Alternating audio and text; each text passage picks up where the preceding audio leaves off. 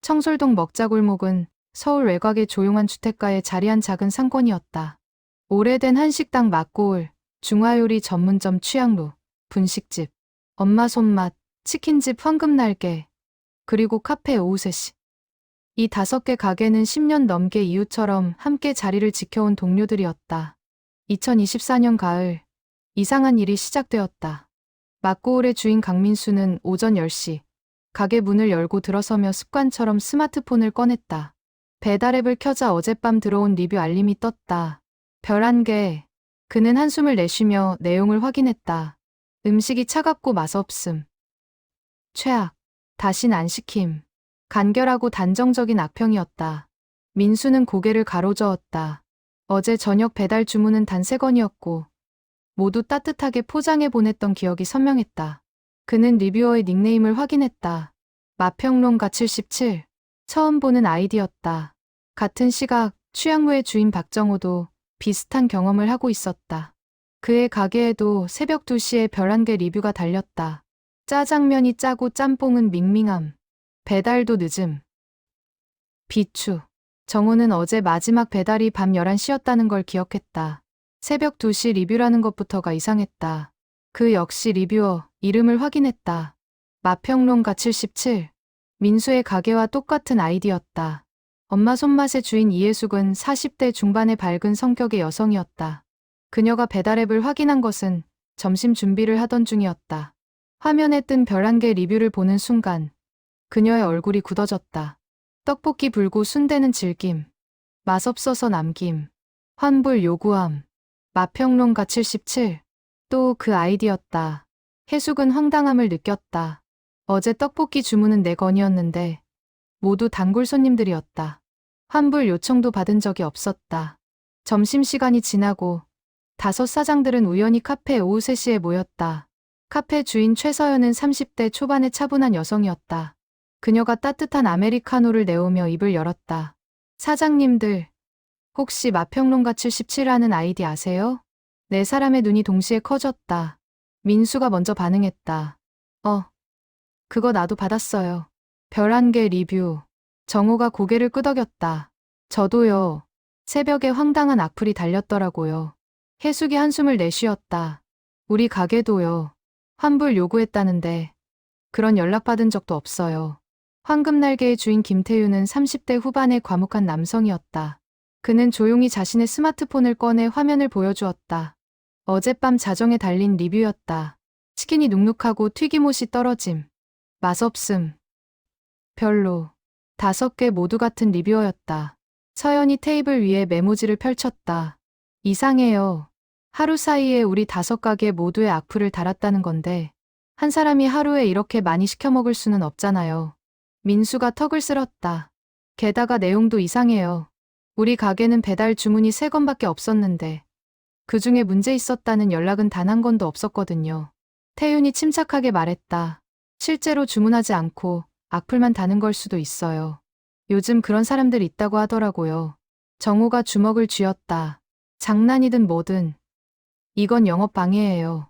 별점이 떨어지면 노출도 줄어들고 손님도 줄어들어요. 우리 같은 작은 가게는 리뷰 하나하나가 정말 중요하단 말이에요. 혜숙이 불안한 표정으로 물었다. 그럼 어떻게 해야 하죠? 신고할 수 있나요? 서연이 고개를 저었다. 배달앱 측에 신고할 수는 있지만 시간이 오래 걸려요. 그리고 실제 주문 내역이 있으면 리뷰 삭제가 어렵대요. 민수가 결연한 표정을 지었다. 그럼 우리가 직접 찾아야죠. 이 사람이 누군지, 왜 이러는지. 5 사장은 그날부터 비공식 조사팀을 꾸렸다. 그들은 매일 저녁 카페에 모여 정보를 공유하기로 했다. 각자 주문 내역과 리뷰를 대조하고 수상한 점을 찾아내기로 한 것이다. 첫 번째 회의가 끝나고 가게로 돌아가는 길. 민수는 먹자골목을 천천히 걸었다. 해가 기울고 가로등이 하나둘 켜지기 시작했다. 15년 전 20대 후반의 패기로 이 자리에 가게를 열었던 날이 떠올랐다. 작지만 소중한 가게였다. 단골 손님들의 얼굴이 하나하나 기억났다.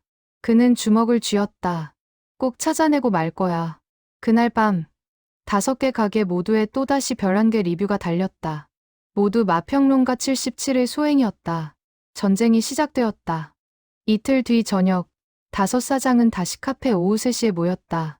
서연이 노트북을 펼쳐놓고 엑셀 파일을 띄웠다. 화면에는 지난 일주일간의 주문 내역과 리뷰가 정리되어 있었다. 패턴을 찾아봤어요. 마평론가 77은 매일 밤 11시에서 새벽 2시 사이에 리뷰를 달아요. 그리고 대부분 우리 5가게에만 집중되어 있어요. 민수가 화면을 자세히 들여다보았다. 실제 주문 내역은요? 서연이 다른 탭을 클릭했다. 여기가 이상한 부분이에요. 실제로 주문은 했어요. 소액 메뉴 하나씩. 그런데 배달 완료 후 바로 악플을 달아요. 먹어볼 시간도 없이요. 정호가 미간을 찔렀다. 그러니까 일부러 주문해서 악플을 다는 거네요. 도대체 왜? 태윤이 조용히 말했다. 배달 주소를 확인해봤나요? 서연이 고개를 끄덕이며 지도 앱을 켰다. 모두 청솔동 내에요. 반경 500m 이내. 그런데 매번 조금씩 다른 주소로 주문해요. 아파트, 빌라, 다세대 주택. 패턴이 없어요. 해숙이 불안한 표정으로 물었다. 그럼 이 근처에 사는 사람이란 얘기네요? 민수가 턱을 괴었다. 배달 기사님들한테 물어보면 어떨까요? 같은 사람한테 계속 배달했을 텐데. 그것은 좋은 아이디어였다. 다음 날부터 다섯 사장은 배달 기사들을 조심스럽게 탐문하기 시작했다. 그러나 결과는 실망스러웠다. 주소가 매번 달랐고 수령인도 다양했다. 어떤 날은 젊은 남성이, 어떤 날은 중년 여성이, 또 어떤 날은 노인이 문 앞에서 받아갔다. 마치 여러 사람을 고용한 것처럼 보여요. 한 배달 기사가 말했다. 일주일이 지났다. 악플은 계속되었고 5가게의 별점은 조금씩 떨어지기 시작했다. 민수의 막고울은 4.8점에서 4.6점으로, 정우의 취향문은 4.7점에서 4.5점으로 하락했다. 작은 숫자였지만 배달앱 알고리즘에서는 치명적이었다. 노출 순위가 계속 밀려나고 있어요. 해숙이 한숨을 쉬었다. 그날 저녁, 절망감이 감돌던 회의 중에 태윤이 입을 열었다. 직접 미행해보는 건 어떨까요? 네 사람이 고개를 돌렸다. 태윤이 차분하게 설명했다. 패턴이 있잖아요. 매일 밤 11시경. 우리가 교대로 골목을 지키면서 수상한 사람을 찾아보는 거예요. 민수가 눈을 빛냈다. 그래요.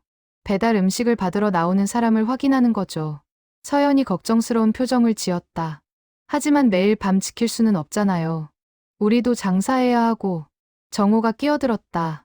교대로 해요. 한 명씩 돌아가면서 폐점 후에 1~2시간씩만 지켜보는 거예요. 이렇게 해서 야간 감시조가 만들어졌다. 월요일은 민수, 화요일은 정호, 수요일은 해숙, 목요일은 태윤, 금요일은 서연. 이들은 밤 11시부터 새벽 1시까지 먹자골목 주변을 조심스럽게 순찰하기로 했다. 첫 번째 순찰은 민수의 차례였다. 그는 검은색 후드티를 입고 골목 모퉁이 가로수 그늘에 숨어 주변을 관찰했다. 밤 11시 15분, 막고울로 배달 오토바이 한 대가 멈췄다. 기사가 음식을 들고 근처 빌라 입구로 들어갔다. 민수는 조심스럽게 다가갔다. 잠시 후 기사가 나왔다. 민수가 자연스럽게 다가가 물었다. 수고하세요. 어떤 분이 받으셨어요? 기사가 고개를 갸웃했다. 중년 남자분이요. 왜요? 아, 아니에요. 단골인가 해서요. 민수는 실망스러웠다. 중년 남자라는 것 외에는 특별한 단서가 없었다. 그는 계속 자리를 지켰지만 그날 밤 더 이상 의미 있는 발견은 없었다. 화요일, 정우의 차례였다. 그는 자신의 차 안에서 골목을 지켜보았다. 밤 11시 30분, 취향무로 배달이 왔다. 수령이는 젊은 여성이었다. 정우는 조심스럽게 접근했지만 그녀는 평범한 주민으로 보였다. 수요일, 해숙은 카페 맞은편 벤치에 앉아 있었다. 추운 날씨에 떨면서도 그녀는 포기하지 않았다. 자정 무렵, 엄마 손맛으로 배달이 왔다. 수령이는 노인이었다. 해숙은 깊은 한숨을 내쉬었다. 목요일, 태유는 더 체계적으로 접근했다. 그는 골목 전체를 볼 수 있는 위치에 서서 각 배달의 시간과 수령인 특징을 메모했다. 그러나 특별한 패턴은 발견되지 않았다. 금요일, 서연의 차례가 왔다. 그녀는 카페 안에서 창문 너머로 골목을 관찰했다. 밤 11시 45분, 황금날개로 배달이 왔다. 그때였다. 서연은 한 사람을 발견했다. 골목 저편에서 천천히 걸어오는 노인 한 명. 그는 구부정한 등으로 지팡이를 짚고 있었다. 낡은 베이지색 점퍼를 입고 검은 털모자를 깊게 눌러쓴 모습이었다. 그는 배달 오토바이가 멈춘 지점을 지나쳐 걸어갔다. 서연은 직감적으로 느꼈다. 뭔가 이상했다. 노인의 걸음걸이가 부자연스러웠다. 마치 일부러 천천히 걷는 것처럼. 그녀는 조심스럽게 카페 문을 열고 밖으로 나왔다. 노인은 이미 골목 끝으로 사라지고 있었다. 서연은 뒤를 밟고 싶었지만 너무 노골적이면 안 된다는 생각에 멈칫했다. 다음 날 아침, 긴급 회의가 소집되었다. 서연이 어젯밤의 일을 설명했다. 노인이었어요. 70대쯤 되어 보이는. 배달 시간대에 골목을 배회하고 있었어요. 민수가 물었다. 얼굴은 봤어요? 아니요. 모자를 깊게 눌렀어서. 정호가 생각에 잠겼다. 노인이라. 설마 그분이 직접? 태윤이 조용히 말했다. 확인해봐야죠. 오늘 밤, 우리 모두 나가요. 토요일 밤, 5사장은 각자 다른 위치에서 골목을 감시했다. 민수는 막고올 근처, 정호는 취향로 앞, 해숙은 엄마 손맛 옆 골목, 태윤은 황금날개 맞은편, 서연은 카페 창가. 그들은 무전기 대신 단체 채팅방으로 실시간 소통하기로 했다. 밤 11시 10분, 첫 배달이 시작되었다. 막고올로 오토바이가 왔다. 민수는 긴장한 채 주변을 살폈다. 배달 기사가 음식을 전달하고 떠났다. 특별한 일은 없었다. 11시 35분, 취향로에 배달이 왔다. 정호가 채팅방에 메시지를 보냈다. 짜장면 한 그릇, 수령인 중년 남성. 여전히 평범했다. 시간이 흘렀다. 자정이 가까워졌다. 자정 5분, 해숙이 급하게 메시지를 보냈다. 노인 발견. 엄마 손맛 쪽으로 오고 있어요. 네 사람이 동시에 움직였다. 그들은 조심스럽게 위치를 조정하며 노인을 관찰하기 시작했다. 서연이 어젯밤 본 그 노인이 맞았다. 베이지색 점퍼, 검은 털모자, 지팡이. 노인은 천천히 골목을 걸었다. 그의 걸음걸이는 서연의 말대로 묘하게 부자연스러웠다. 마치 시간을 끌고 있는 것처럼. 그는 각각의 앞을 지나칠 때마다 잠시 멈춰 서서 간판을 올려다보았다. 태윤이 조심스럽게 뒤를 밟았다. 노인은 5개 가게를 모두 한 바퀴 돌았다. 그리고는 근처 골목 안쪽으로 사라졌다. 태윤이 채팅방에 메시지를 보냈다. 청솔 아파트 방향으로 갔어요. 5사장은 은밀하게 거리를 두고 노인을 미행했다. 노인은 청솔 아파트 단지로 들어갔다. 103동 앞에서 멈춰섰다. 그리고는 로비로 들어갔다. 민수가 숨을 죽이며 말했다. 저 아파트에 사는 것 같아요. 정호가 고개를 끄덕였다. 동과 호수를 확인해야 해요. 그러나 그것은 쉽지 않았다. 아파트 로비에는 경비실이 있었고 이 시간에 들어가면 의심을 살 것이 분명했다. 서연이 제안했다. 내일 낮에 다시 와요. 자연스럽게 동주민인 척하면서 확인해보죠. 다음 날 일요일 오후 5사장은 평상복 차림으로 청솔 아파트를 방문했다. 그들은 나누어서 103동 주변을 조사했다. 복도를 걷고 엘리베이터를 타고 각 층을 살펴보았다. 해숙이 5층에서 이상한 것을 발견했다. 503호 현관문 앞에 배달 음식 용기들이 쌓여 있었다. 막고올, 취향루, 엄마 손맛, 황금날개, 오후 3시. 그들의 가게 이름이 적힌 용기들이었다. 모두 최근 며칠간의 것으로 보였다. 해숙이 급하게 사진을 찍어 채팅방에 공유했다. 여기에요. 503호. 5사람이 5층에 모였다. 그들은 조심스럽게 문 앞에 섰다. 민수가 초인종을 눌렀다. 안에서 인기척이 들렸다. 문이 열렸다. 베이지색 점퍼를 입은 노인이 서 있었다. 그는 이른 중반쯤으로 보였다. 주름 깊은 얼굴에 희끗한 머리카락. 그러나 눈빛만큼은 또렷했다. 노인은 5사람을 번갈아 보며 당황한 표정을 지었다. 누구세요? 민수가 침착하게 말했다. 안녕하세요. 저희는 청솔동 먹자골목에서 장사하는 사람들입니다. 잠깐 여쭤볼 게 있어서요. 노인의 얼굴이 굳어졌다. 그는 문을 닫으려 했지만 정호가 재빠르게 문틈을 막았다. 기다리세요. 저희 얘기 좀 들어주세요. 노인은 잠시 망설이다가 한숨을 내쉬었다. 들어오세요. 좁은 거실이었다. 낡은 가구들과 오래된 가전제품들이 놓여 있었다. 벽에는 가족사진 몇 장이 걸려 있었다. 젊은 시절의 노인과 아내로 보이는 여성, 그리고 어린 아들. 5사람은 소파에 앉았다. 노인은 마주보는 의자에 앉으며 입을 열었다. 제가 그 리뷰를 쓴 사람이 맞습니다. 솔직한 고백이었다. 해숙이 떨리는 목소리로 물었다. 왜 그러신 거예요? 저희가 뭘 잘못했나요? 노인은 대답하지 않았다. 그는 창밖을 바라보며 긴 침묵을 이어갔다. 민수가 차분하게 말했다. 저희는 화가 나서 온 게 아닙니다. 그냥 이유가 궁금해요. 왜 저희 가게들에만 악플을 다시는지. 노인이 천천히 고개를 돌렸다. 그의 눈에 눈물이 맺혀 있었다. 미안합니다. 정말 미안합니다.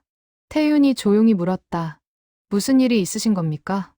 노인은 떨리는 손으로 탁자 위에 액자를 집어들었다. 40대 남성의 사진이었다. 밝게 웃고 있는 얼굴. 제 아들입니다. 민재라고 해요. 서연이 조심스럽게 물었다. 아드님이 어떻게 되신 건가요? 노인의 목소리가 떨렸다. 아들이 4년 전에 여기 청솔동으로 이사 왔어요. 회사 때문에 혼자 살면서 매일 배달 음식만 먹었죠. 저는 멀리 지방에 살고 있었고 그는 말을 잇지 못했다. 혼란스러운 표정으로 고개를 저었다. 아들은 착한 아이였어요. 그런데 민수가 부드럽게 말했다. 천천히 말씀하세요. 노인은 깊은 숨을 들이쉬었다. 2년 전 아들이 쓰러졌어요. 갑자기 회사에서 쓰러져서 병원에 실려갔는데 뇌졸중이었습니다. 5사람의 표정이 어두워졌다. 의사가 말하더군요. 불규칙한 식사, 과도한 나트륨 섭취, 스트레스. 모든 게 겹쳐서 일어난 일이라고. 정호가 조심스럽게 물었다. 그래서 배달 음식 때문이라고 생각하신 건가요? 노인이 고개를 끄덕였다. 아들은 지금 요양병원에 있습니다. 반신마비가 왔어요. 말도 제대로 못해요. 43살인데 인생이 멈춰버렸습니다. 해숙의 눈에 눈물이 고였다. 그래서 복수하시려고. 노인은 고개를 숙였다. 맞습니다. 저는 이 동네 식당들이 원망스러웠어요. 아들이 매일 시켜 먹던 바로 그 식당들. 만약 조금만 더 건강한 음식이었다면, 만약 조금만 덜 짰다면. 민수가 입술을 깨물었다. 노인의 고통이 느껴졌지만 동시에 억울함도 밀려왔다. 그들은 정성껏 음식을 만들어 왔다. 손님의 건강을 해치려 한 적이 없었다. 서연이 조용히 말했다. 그 마음은 이해합니다. 하지만 알아요. 노인이 그녀의 말을 끊었다. 알아요. 당신들 잘못이 아니란 걸.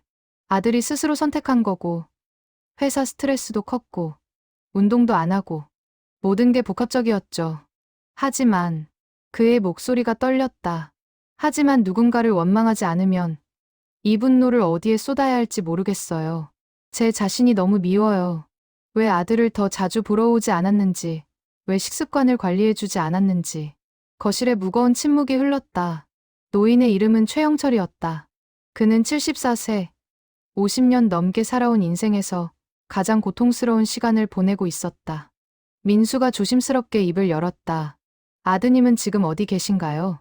영철이 창밖을 바라보며 대답했다. 분당에 있는 요양병원입니다. 매일 가봐요.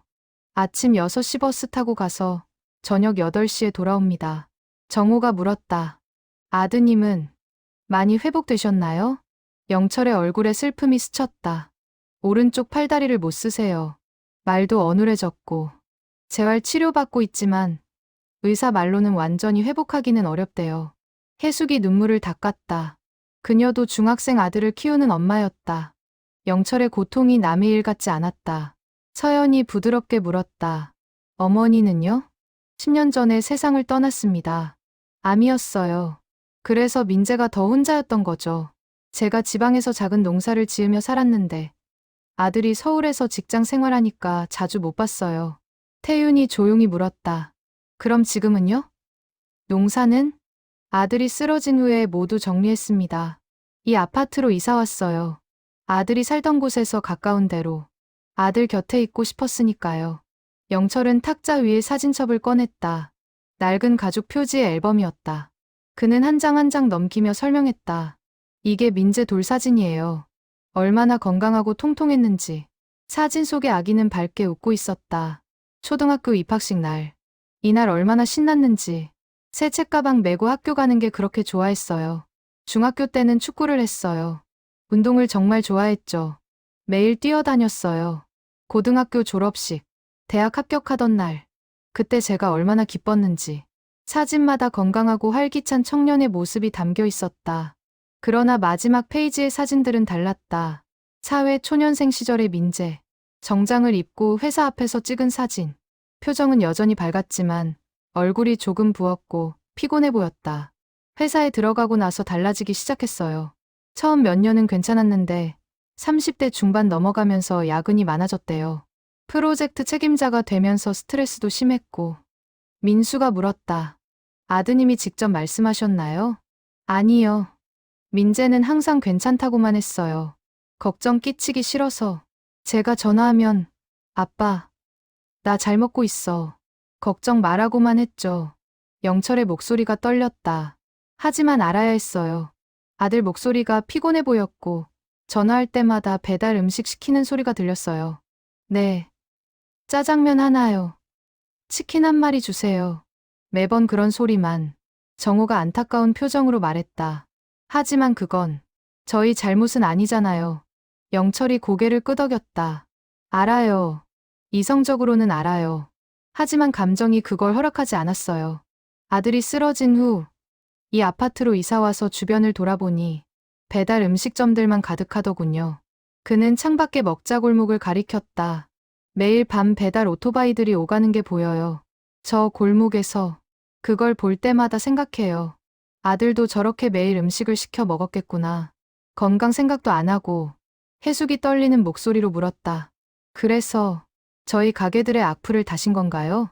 처음에는 그냥 화가 났어요.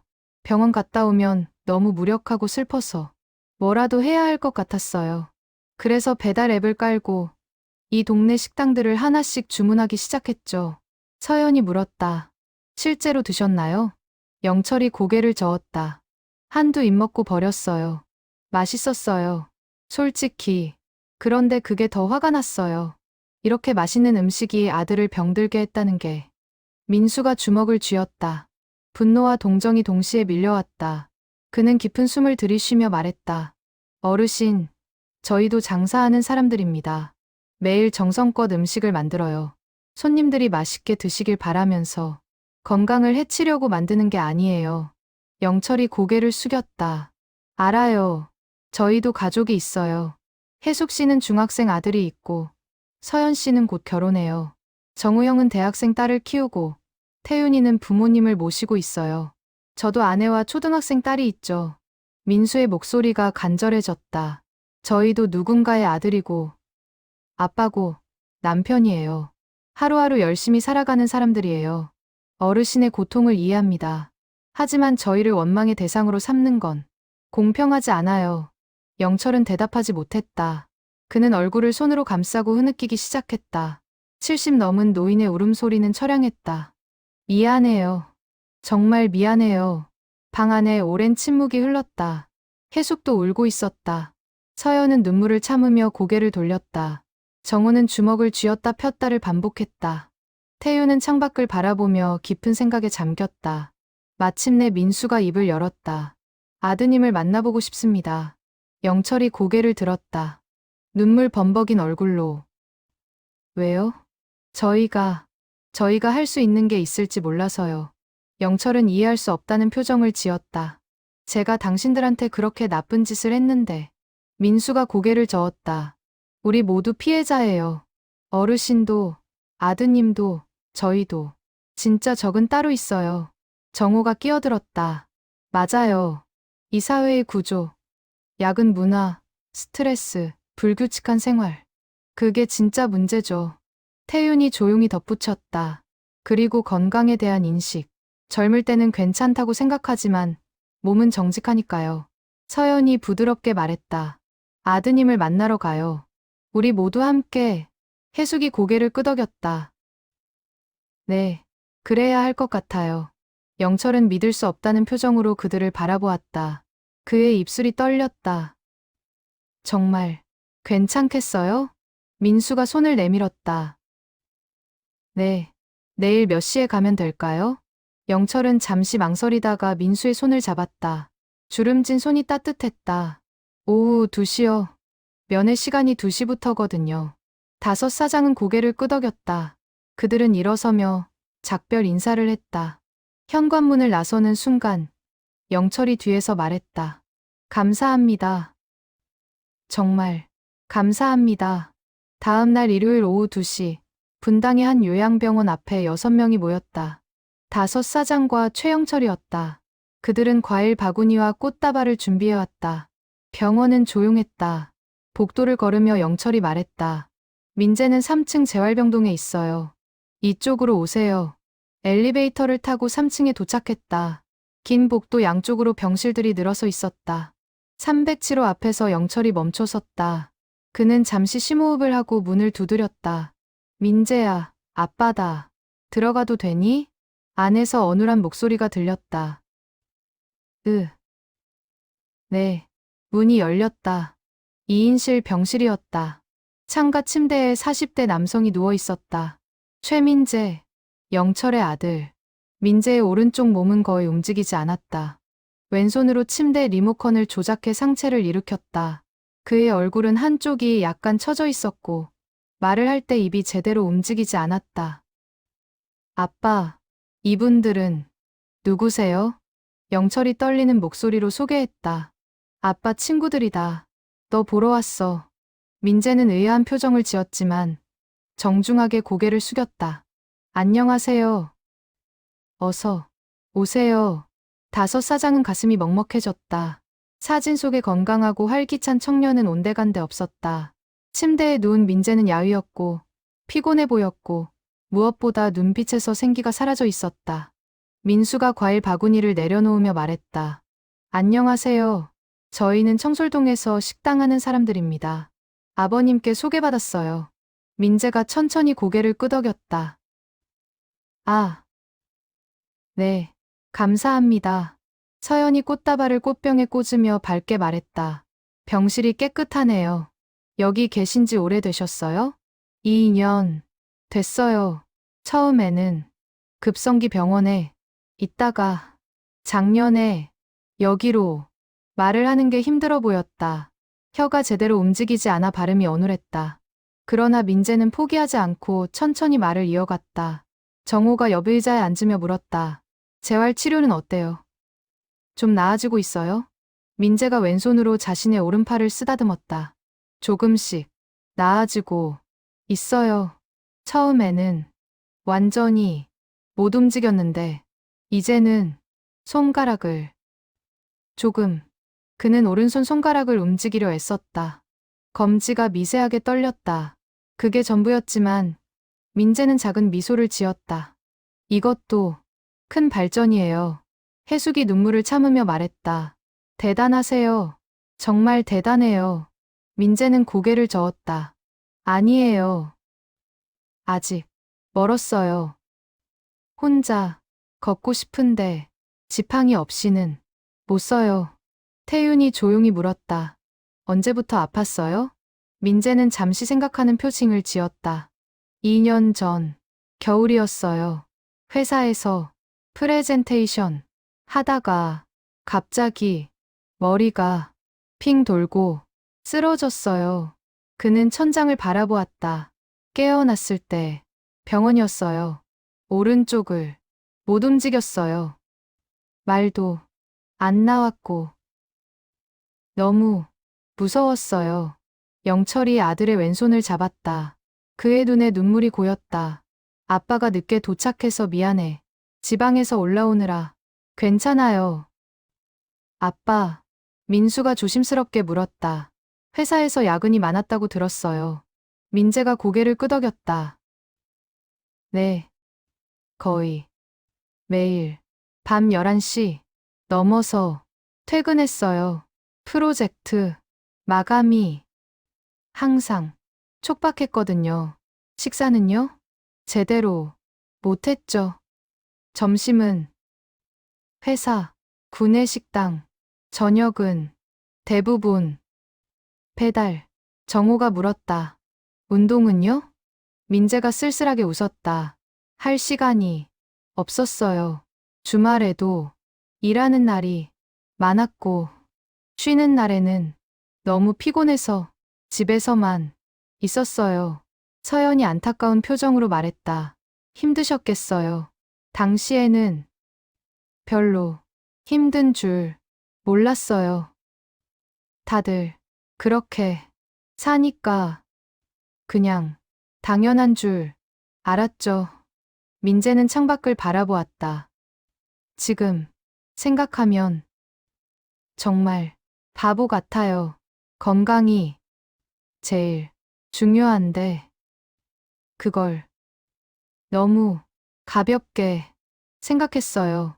혜숙이 눈물을 닦았다. 이제라도 회복하고 계시잖아요. 희망을 가지세요. 민재가 고개를 끄덕였다.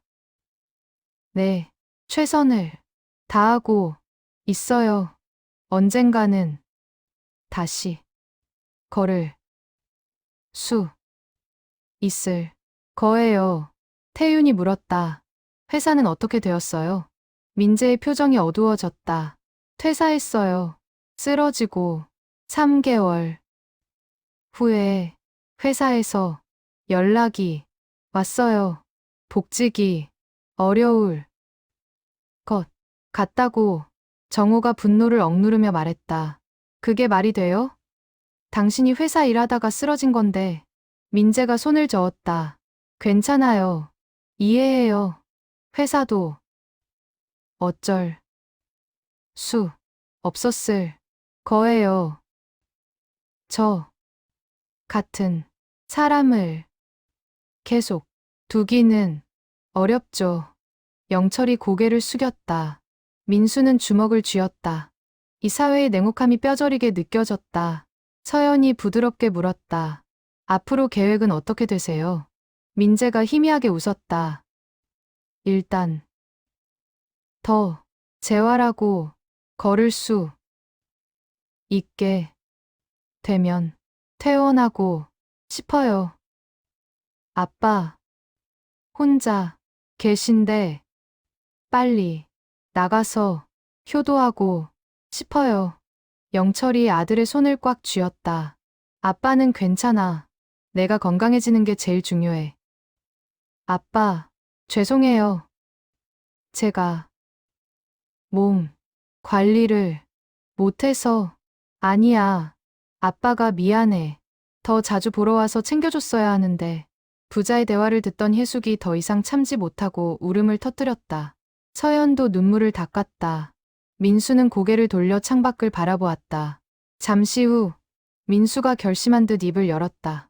민재 씨, 퇴원하면 우리 먹자골목으로 오세요. 민재가 의아한 표정을 지었다. 네, 저희가 건강식을 만들어 드릴게요. 저염식, 균형 잡힌 영양, 재활에 도움이 되는 음식들로요. 정호가 고개를 끄덕였다. 맞아요. 우리가 힘을 합치면 충분히 가능해요. 태윤이 조용히 덧붙였다. 그리고 저희 골목에 작은 일자리도 만들어 드릴 수 있어요. 체력이 허락하는 선에서요. 민재는 놀란 표정으로 그들을 바라보았다. 왜 저한테 그렇게까지? 민수가 웃으며 말했다. 우리도 누군가의 아들이니까요. 당신처럼 열심히 살아가는 사람이니까요. 영철이 떨리는 목소리로 말했다. 감사합니다. 정말 감사합니다. 병원을 나온 6명은 근처 카페에 자리를 잡았다. 영철은 여전히 어리둥절한 표정이었다. 5 사장들은 진지한 얼굴로 대화를 시작했다. 민수가 노트북을 꺼내며 말했다. 일단 악플부터 정리해야 해요.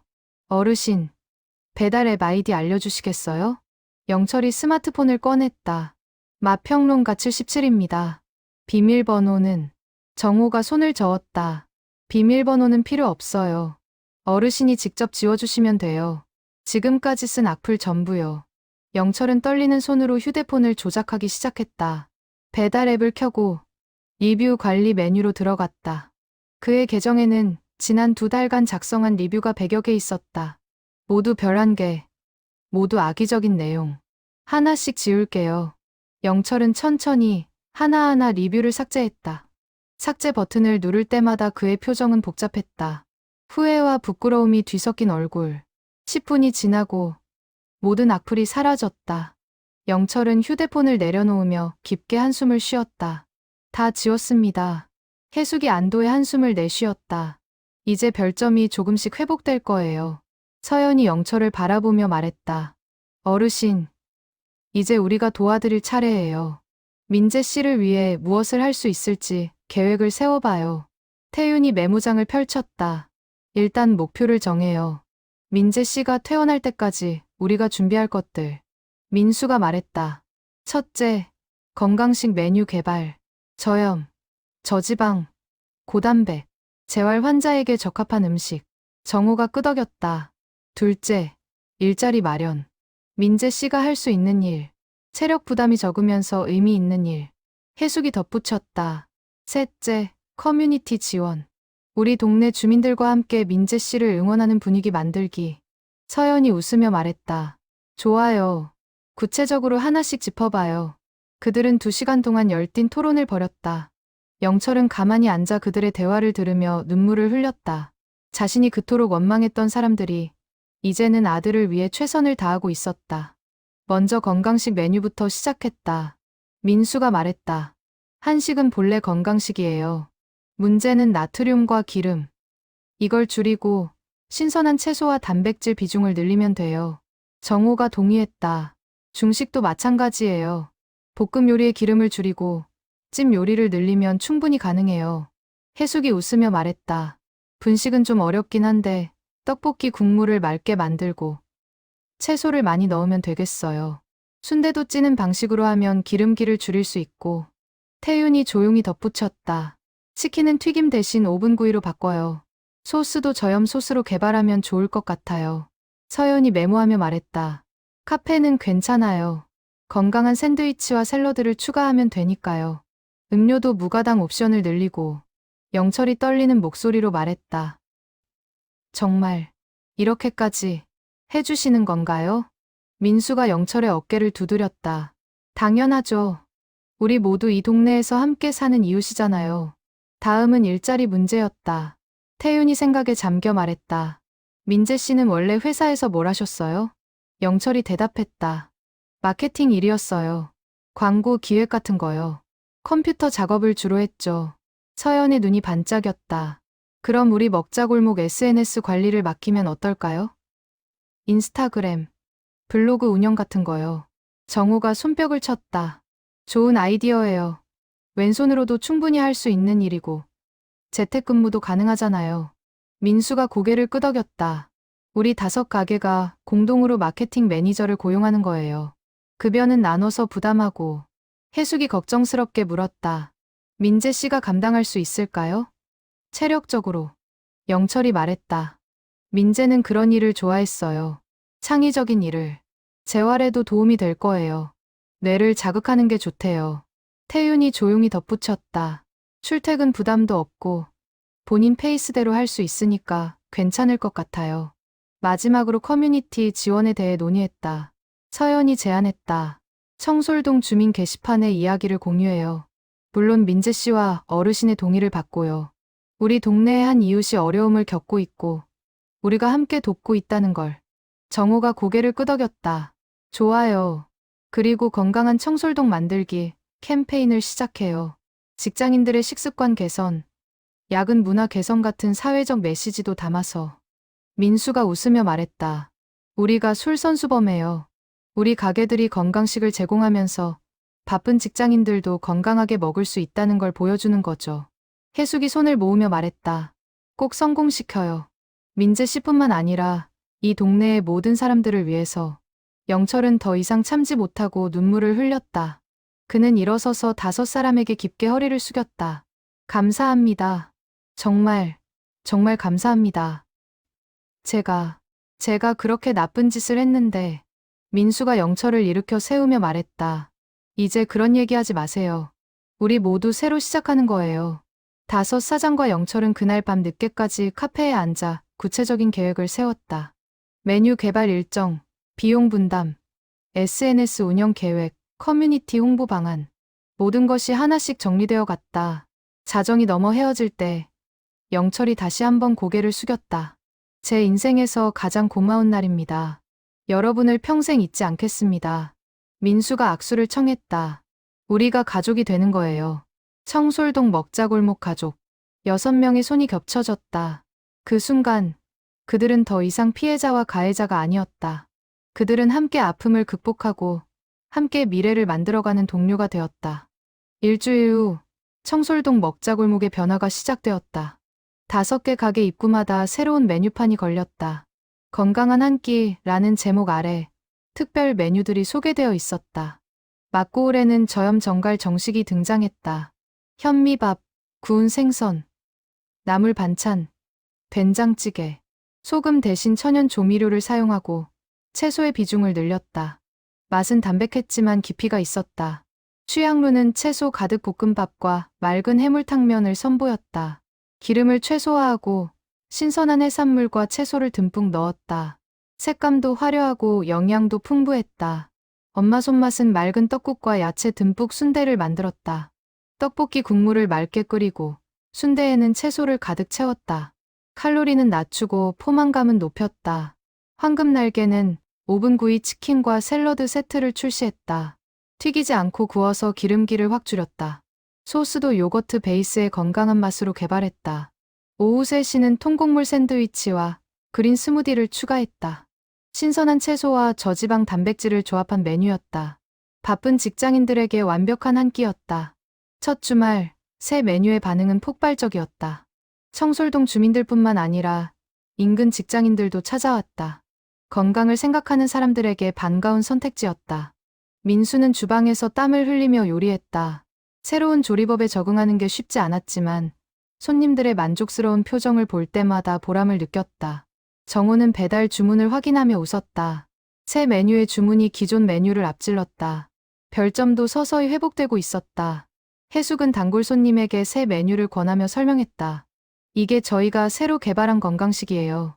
맛도 좋고 몸에도 좋아요. 손님은 한 입 먹어보고 눈을 빛냈다. 어머, 생각보다 훨씬 맛있는데요? 담백하면서도 감칠맛이 나네요. 태유는 조용히 주방을 정리하며 생각에 잠겼다. 이 작은 변화가 누군가의 삶을 바꿀 수 있다는 게 신기했다. 음식은 단순히 배를 채우는 것 이상의 의미가 있었다. 서연은 카페에서 영철을 만났다. 영철은 요즘 표정이 훨씬 밝아졌다. 그는 따뜻한 아메리카노를 마시며 말했다. 민재가 많이 좋아졌어요. 재활 의지도 더 생기고 표정도 밝아졌어요. 다행이에요. 어르신도 많이 편해 보이세요. 영철은 미소 지었다.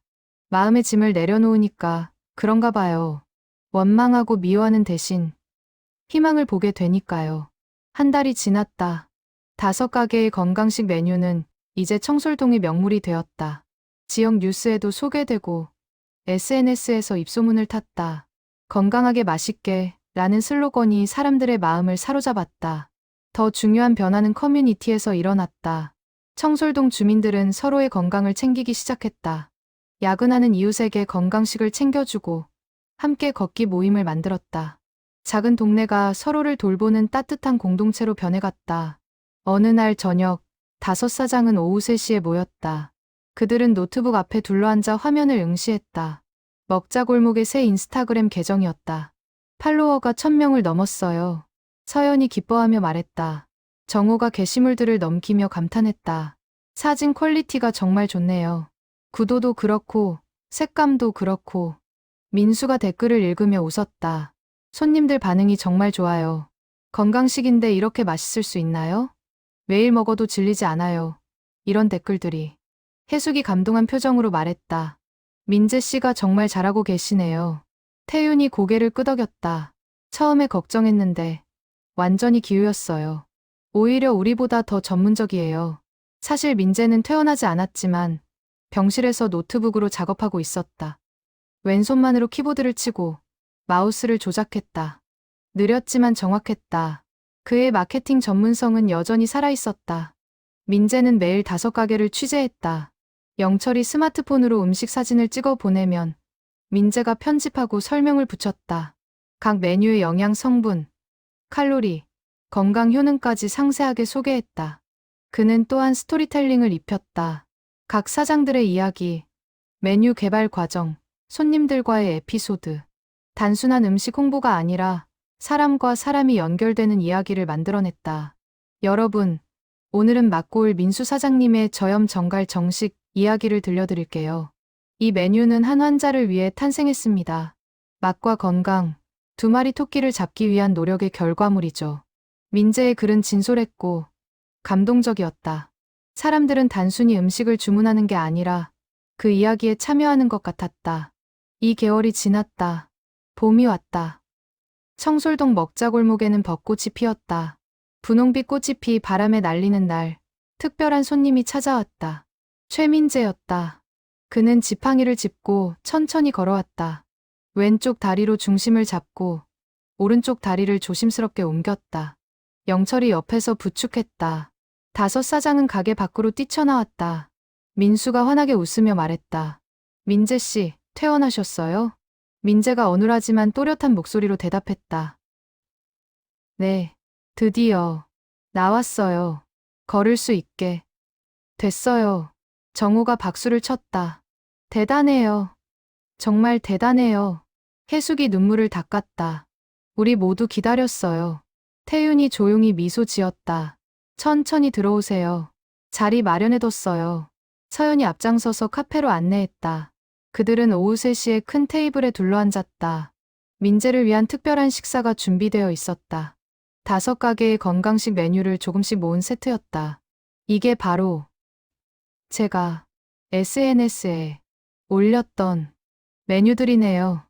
민재는 감동한 표정으로 음식을 바라보았다. 직접 먹어보는 건 처음이에요. 민수가 웃으며 말했다.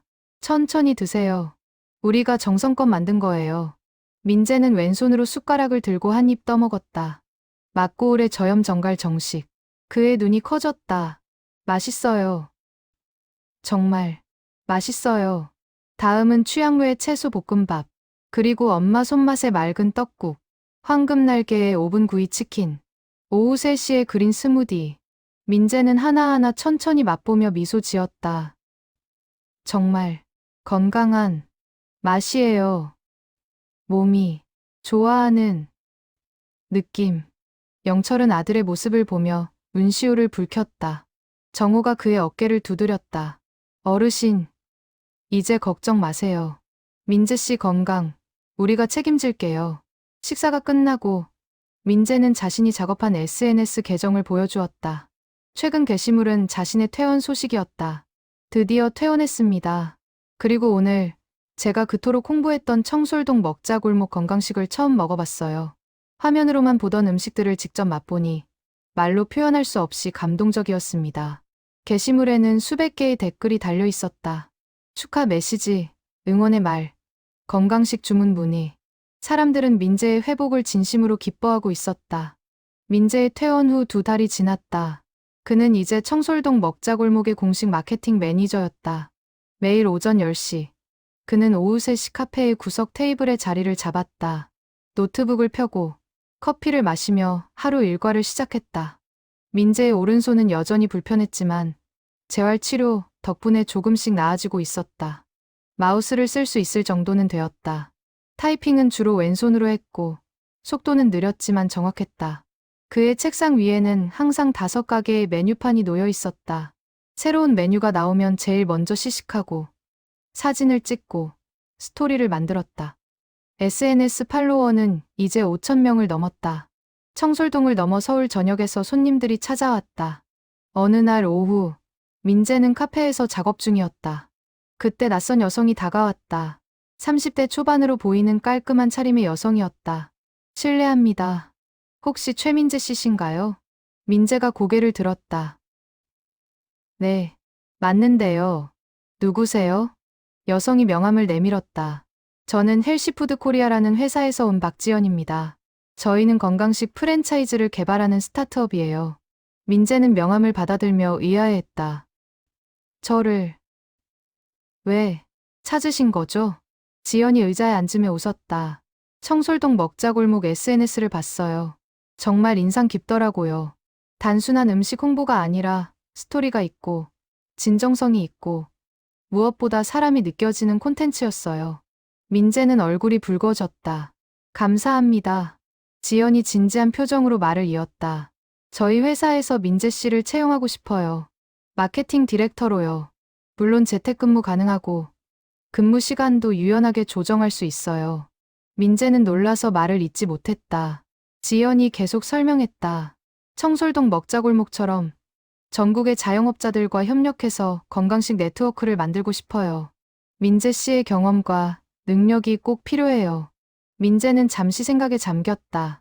그에게는 이미 먹자골목에서의 일이 있었다. 그리고 무엇보다 이곳 사람들은 그를 받아준 은인들이었다. 감사하지만 저는 여기 먹자골목에서 일하고 싶어요. 지연이 고개를 끄덕였다. 그럴 줄 알았어요. 그럼 이건 어때요? 먹자골목을 우리 프로젝트의 1호점으로 만드는 거예요. 민재 씨는 이곳에서 계속 일하시면서 우리 회사와 파트너십을 맺는 거죠. 민재의 눈이 반짝였다. 그게 무슨 의미죠? 저희가 투자하고 지원해 드릴게요. 메뉴 개발, 마케팅, 시스템 구축. 대신 청솔동 먹자골목의 성공 사례를 모델로 삼아서 전국으로 확산하는 거예요.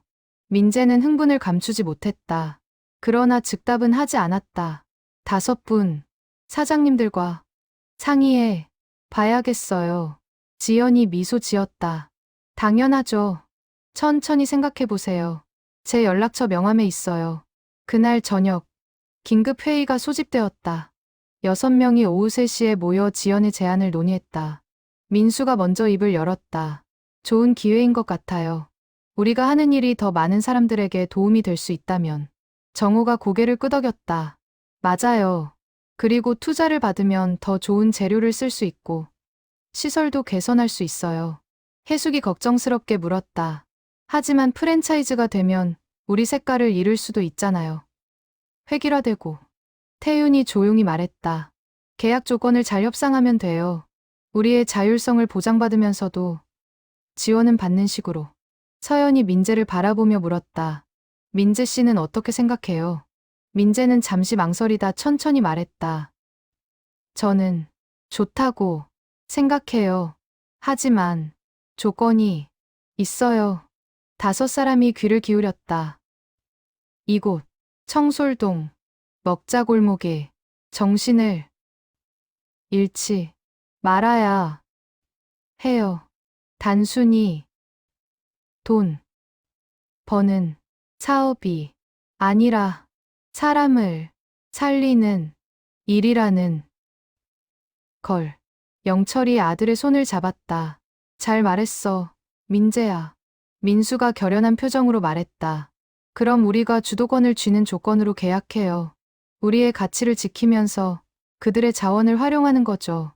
다음 날 6명은 지연을 다시 만났다. 협상 테이블에 앉은 그들은 당당했다. 더 이상 작은 동네 식당 주인들이 아니었다. 그들은 사회를 변화시키는 운동가였다. 민수가 말했다. 우리는 프랜차이즈가 되는 게 아니라 파트너가 되고 싶습니다. 각 지역의 자영업자들이 자율성을 유지하면서 건강식이라는 공통 가치를 공유하는 네트워크요. 지연이 미소 지었다. 정확히 우리가 원하는 모델이에요. 협상은 순조롭게 진행되었다. 헬시푸드 코리아는 초기 투자금과 마케팅 지원을 제공하고 청솔동 먹자골목은 자율적으로 운영하되 정기적으로 경험과 노하우를 공유하기로 했다. 계약서에 서명하는 순간 5 사장의 눈에는 눈물이 고였다. 몇 달 전만 해도 악플에 시달리던 그들이 이제는 전국적인 운동의 선두에 서게 되었다. 그날 밤 6명은 막고울에서 작은 축하 파티를 열었다. 영철이 소주잔을 들며 말했다. 제가 저지른 잘못이 이렇게 좋은 결과로 이어질 줄은 꿈에도 몰랐어요. 여러분 모두에게 감사합니다. 민수가 잔을 부딪히며 웃었다. 어르신이 우리에게 준 건 악플이 아니라 기회였어요. 변화할 기회. 정호가 덧붙였다. 맞아요. 만약 그 일이 없었다면 우리는 그냥 평범한 식당으로 남았을 거예요. 혜숙이 민재를 바라보며 말했다. 민재 씨 덕분에 우리가 여기까지 왔어요. 고마워요. 민재가 어눌하지만 진심 어린 목소리로 대답했다. 저야말로 감사해요. 여러분이 저에게 새로운 인생을 주셨어요. 태윤이 조용히 말했다. 우리가 서로에게 준 거예요. 함께 만든 기적이죠. 서연이 카메라를 꺼내 단체 사진을 찍었다. 6명이 어깨를 나란히 하고 웃었다. 그 사진은 SNS에 올라갔고 수천 명이 좋아요를 받았다. 석 달 후 청솔동 먹자골목의 변화는 눈에 띄었다. 5개 가게 모두 간판이 새로 달렸다. 기존 이름 아래에 헬시푸드 네트워크 1호점이라는 작은 문구가 추가되었다. 가게 안팎도 깔끔하게 리모델링되었다. 헬시푸드 코리아의 투자 덕분이었다. 주방 설비가 현대화되고 홀 인테리어도 밝고 건강한 느낌으로 바뀌었다. 벽에는 영양 정보 게시판이 설치되어 각 메뉴의 칼로리와 영양소가 한눈에 보였다. 더 중요한 변화는 손님들의 구성이었다. 이제는 단순히 배고파서 오는 게 아니라 건강을 위해 찾아오는 사람들이 많았다. 당뇨병 환자, 고혈압 환자, 다이어트 중인 사람, 운동선수, 직장인, 다양한 배경의 사람들이 청솔동을 찾았다. 민수는 주방에서 새로운 레시피를 개발하고 있었다. 헬시푸드 코리아의 영양사와 협력해서 더욱 과학적이고 체계적인 건강식을 만들어냈다. 그의 손에서 탄생한 면역력 강화 정식, 혈압관리 세트, 다이어트 도시락은 베스트셀러가 되었다. 정호는 요리 강습을 시작했다. 매주 토요일 오후 취향구에서 건강한 중식 만들기 클래스를 열었다. 주부들과 직장인들이 모여 저염 볶음밥, 찜 요리, 건강한 면 요리를 배웠다. 강습은 항상 10,000원이었다. 해숙은 어린이 영양 교육에 힘썼다. 엄마 손맛의 어린이 전용 코너를 만들고 아이들에게 건강한 간식과 식습관을 가르쳤다. 떡볶이를 만들면서 채소의 중요성을 알려주고 순대를 먹으면서 단백질에 대해 설명했다. 태유는 배달 시스템을 혁신했다. 친환경 용기를 도입하고 배달 시간을 정확하게 관리했다. 음식이 식지 않도록 보온 기술을 개선하고 영양 정보가 담긴 안내문도 동봉했다. 손님들의 만족도가 크게 올랐다. 서연은 카페를 커뮤니티 공간으로 확장했다. 오후 3시는 이제 단순한 카페가 아니라 건강 정보를 공유하고 사람들이 모이는 허브가 되었다. 벽 한쪽에는 게시판이 설치되어 건강 관련 강좌, 모임, 캠페인 정보가 붙어 있었다. 민재는 SNS 외에도 유튜브 채널을 시작했다. 청솔동 건강식 이야기라는 채널에서 메뉴 소개, 요리 과정, 사장들의 인터뷰를 올렸다. 특히 그의 개인 스토리 쓰러진 직장인의 재기는 수십만 조회수를 기록했다. 영철은 손님들을 맞이하는 역할을 자처했다. 그는 매일 먹자골목을 돌아다니며 손님들과 대화하고 메뉴를 추천하고 이야기를 들어주었다. 70 넘은 노인의 따뜻한 미소는 골목의 상징이 되었다. 어느 날 특별한 손님이 찾아왔다. 40대 중반의 남성이었다. 그는 민수에게 조심스럽게 다가왔다. 저기요, 사장님. 실례지만 여쭤봐도 될까요? 네, 말씀하세요. 남성이 주머니에서 병원 진단서를 꺼냈다. 저도 뇌졸중으로 쓰러졌다가 회복 중이에요. 청솔동 이야기를 듣고 멀리서 왔어요. 혹시 저 같은 사람을 위한 메뉴가 있을까요? 민수의 눈이 반짝였다. 물론이죠. 잠시만 기다리세요. 민수는 주방으로 들어가 특별 메뉴를 준비했다. 저염, 저지방, 고단백의 회복식이었다. 그는 정성껏 요리하며 생각했다. 이런 손님이 점점 더 많아지고 있었다. 건강을 잃고 절망했다가 다시 희망을 찾는 사람들. 음식을 내오며 민수가 말했다. 천천히 드세요. 그리고 궁금한 거 있으면 언제든 물어보세요. 남성은 한 입 먹어보고 눈물을 흘렸다. 맛있어요. 정말. 오랜만에 이렇게 안심하고 먹어봐요. 민수가 그의 어깨를 두드렸다. 회복하실 거예요. 포기하지 마세요. 그날 이후 그 남성은 단골이 되었다. 그리고 그는 자신의 SNS에 청솔동 경험을 공유했다. 그의 게시물은 수많은 환자들에게 희망을 주었다. 한편 헬시푸드 코리아는 전국에서 2호점, 3호점을 준비하고 있었다. 부산, 대구, 광주의 자영업자들이 관심을 보였다. 그들은 청솔동을 방문해 5사장을 만나고 노하우를 배워갔다.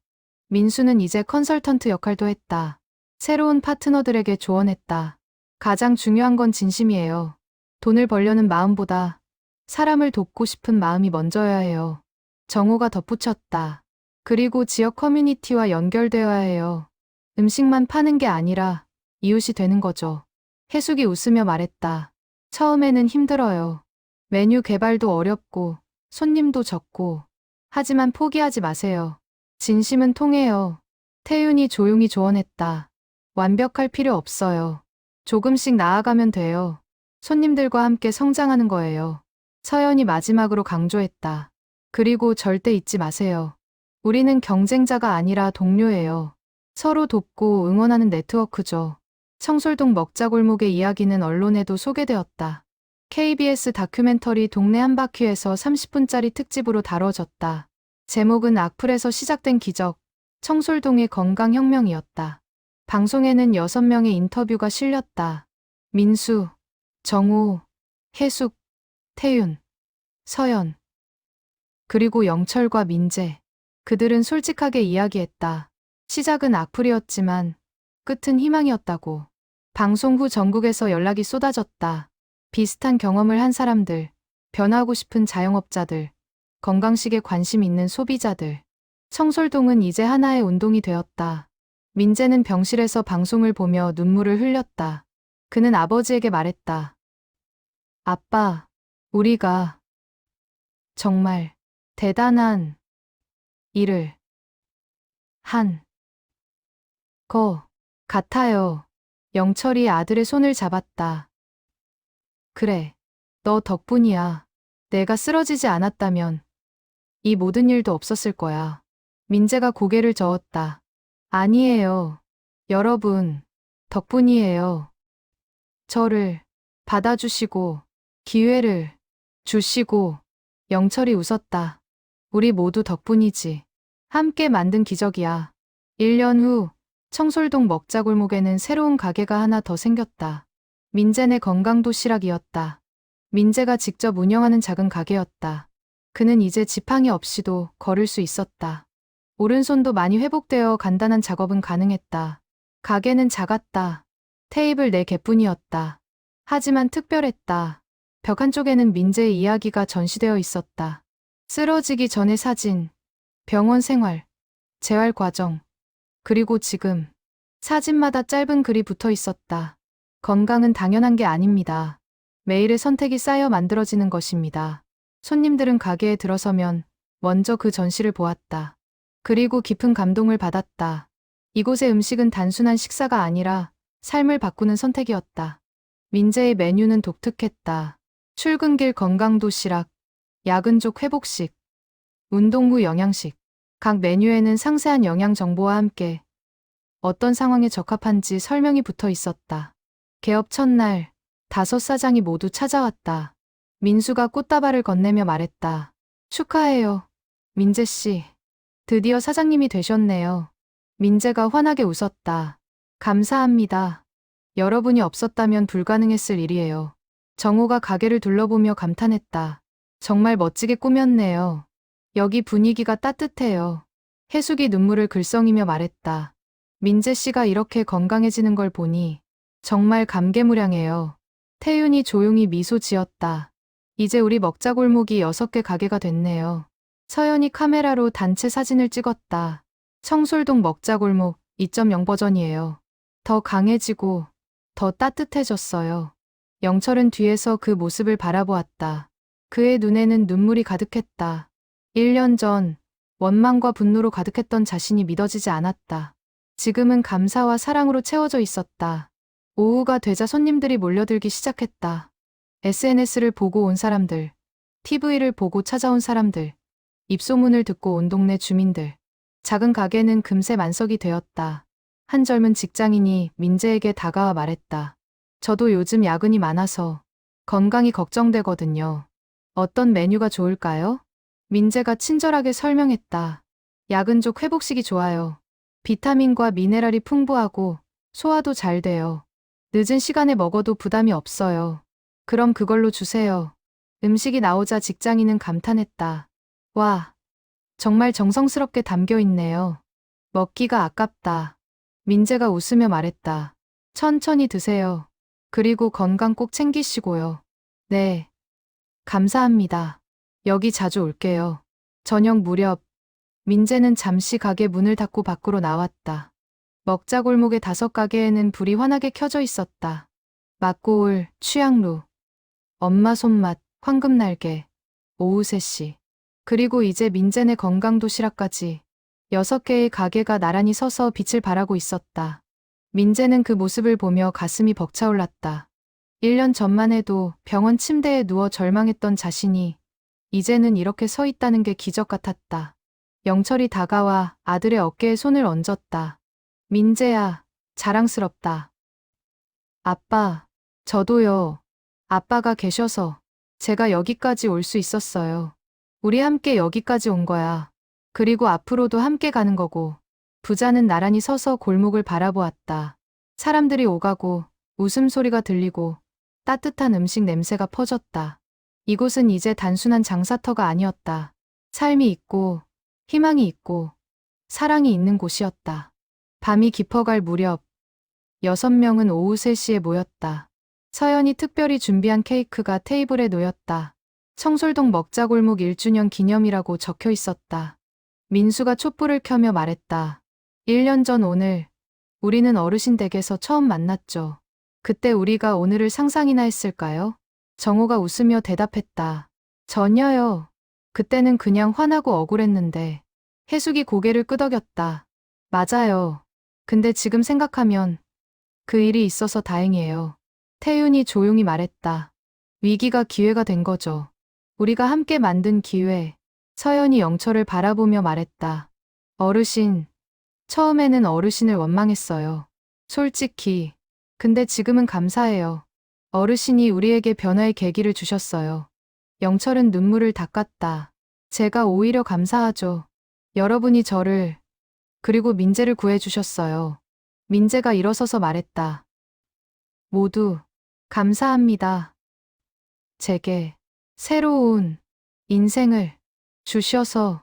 그의 말은 여전히 어눌했지만 진심은 명확하게 전해졌다. 민수가 잔을 들었다. 자, 건배합시다. 청솔동 먹자골목의 과거, 현재, 그리고 미래를 위해 6개의 잔이 부딪혔다. 청명한 소리가 카페 안에 울려 퍼졌다. 케이크를 나눠 먹으며 그들은 미래 계획을 나눴다. 헬시푸드 네트워크는 이제 전국 15개 지점으로 확대되었다. 내년에는 30개를 목표로 하고 있었다. 책도 출간될 예정이었다.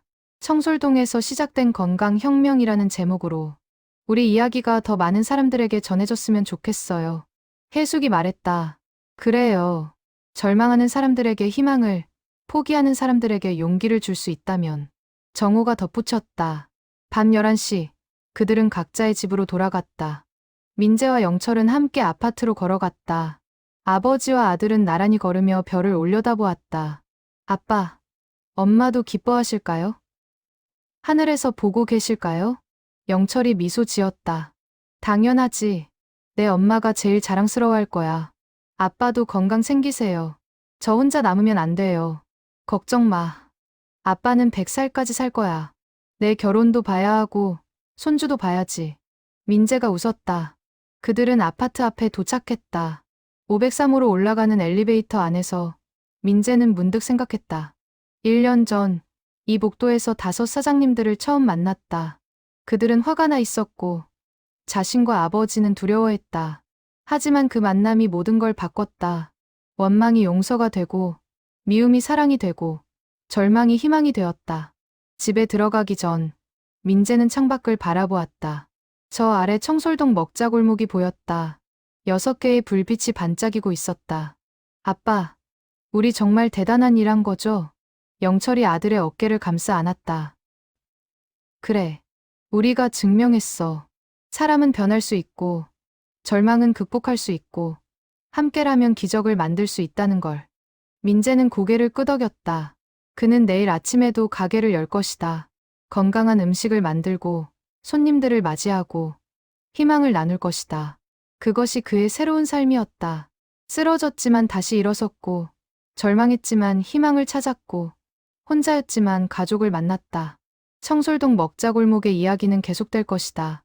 더 많은 사람들에게, 더 먼 곳까지, 더 따뜻하게. 그리고 그 중심에는 항상 용서와 사랑과 희망이 있을 것이다.